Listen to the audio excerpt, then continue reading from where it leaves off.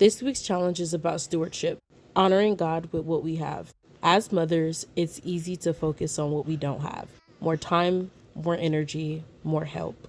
But this week, I'm reminding myself that faithful stewardship begins when I stop comparing and start thanking God for what is already in my hands. Stewardship isn't just about money, it's about managing our homes, our emotions, and our time in a way that glorifies Him.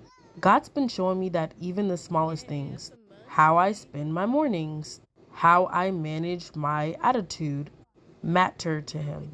So this week, I'm challenging myself to slow down and ask, Lord, how do you want me to use this? Whether it's $5, 5 minutes, or one extra meal left in the fridge, I want to use everything I have to serve Him well.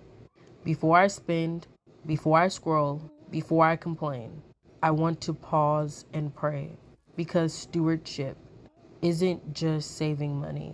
It's seeking God's wisdom in every decision, big or small. It's learning to manage what I already have with gratitude and trust that He will multiply it. Proverbs 3:9 says, "Honor the Lord with your possessions and with the first fruits of all your increase."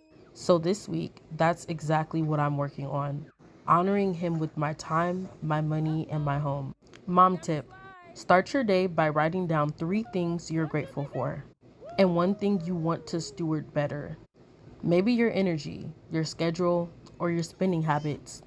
Ask God to guide you in those areas. Toddler Activity: give your child a small allowance, $5 or 10, and help them divide it into 3 jars: one for spending, one for saving, and one for giving.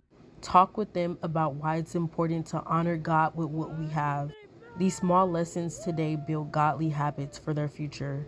So this is our challenge for the week: to be faithful stewards, not just with money, but with everything God placed in our care. Instead of competing or comparing, we can choose to be content, not complacent, but grateful, right where we are, because God promises to increase us in His timing when He knows we can handle more. The truth is, none of these material things will follow us into eternity. What matters most is the condition of our hearts, our faith, and how we're raising the next generation to love Him. It's also easier to steward well what God's already given us when we stop comparing our lives to others. Let's show Him we can handle the little things and trust Him with the rest. Remember, we as the moms set the tone in the home. We are the homemakers.